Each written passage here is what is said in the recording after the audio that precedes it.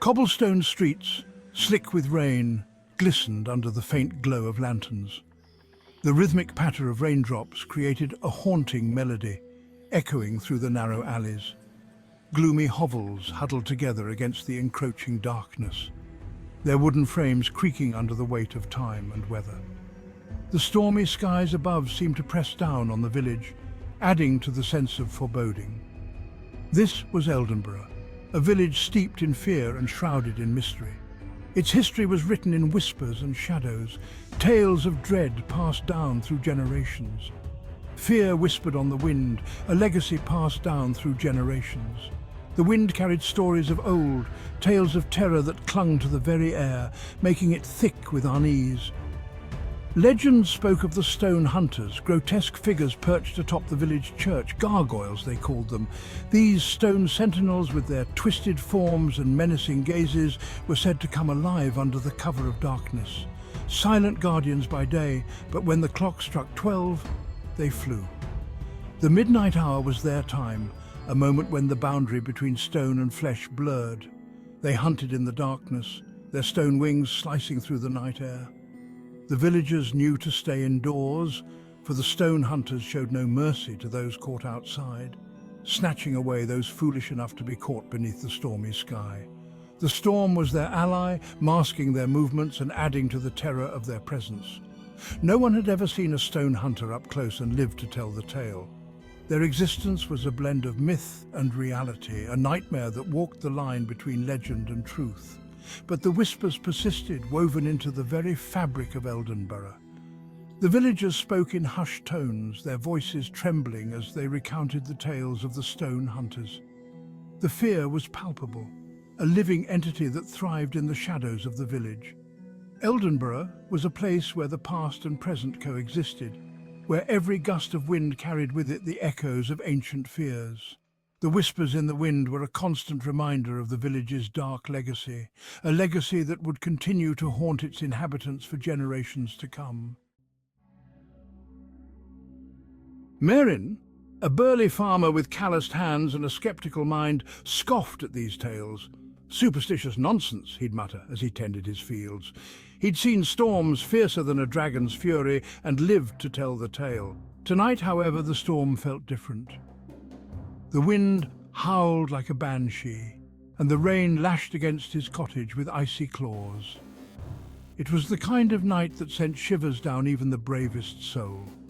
Still, Merrin remained unfazed. He had work to do.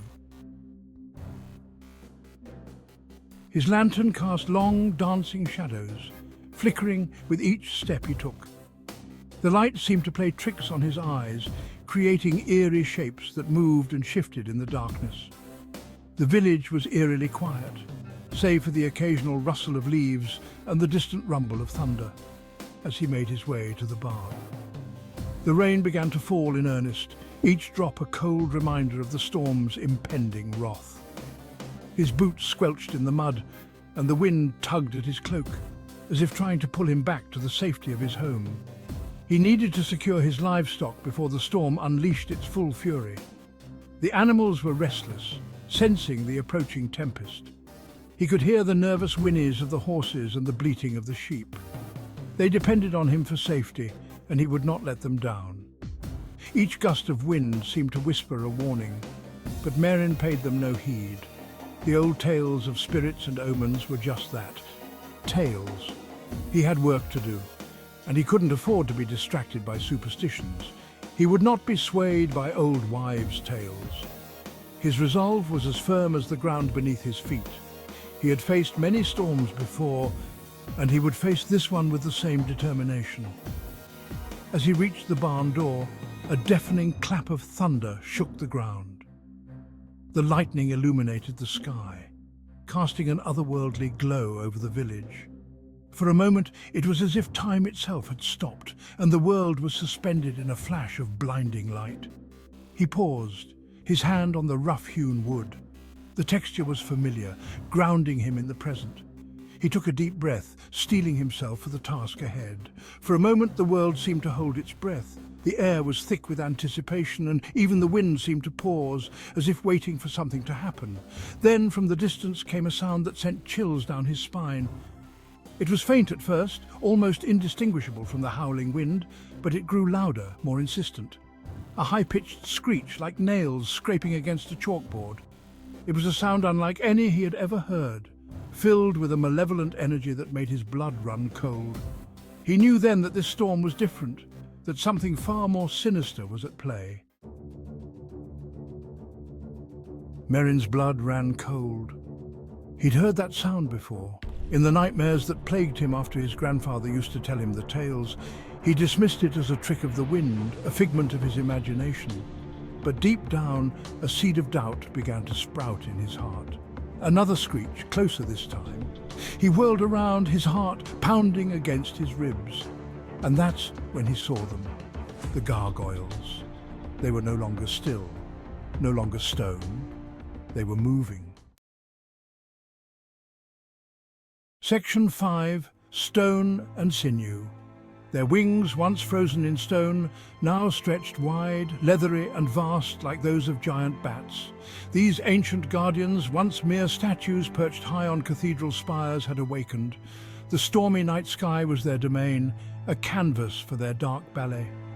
Each flap of their wings echoed with the weight of centuries, a reminder of their eternal vigil. Their eyes glowed an eerie red in the darkness, burning with malevolent hunger. These were not the eyes of mere beasts, but of ancient sentinels, filled with a deep, unquenchable rage. The legends spoke of their watchful gaze, ever vigilant, ever hungry. Now those tales were no longer just stories whispered in the dark. They were a terrifying reality. Claws scraped against the stone as they launched themselves from the church roof, soaring into the storm-tossed sky. Stone hunters. The legends were true. The sound of their ascent was a symphony of terror, each scrape a note in a song of dread. The storm seemed to bow to their presence, lightning illuminating their fearsome forms as they took flight. They were the embodiment of the night, predators born of stone and sinew.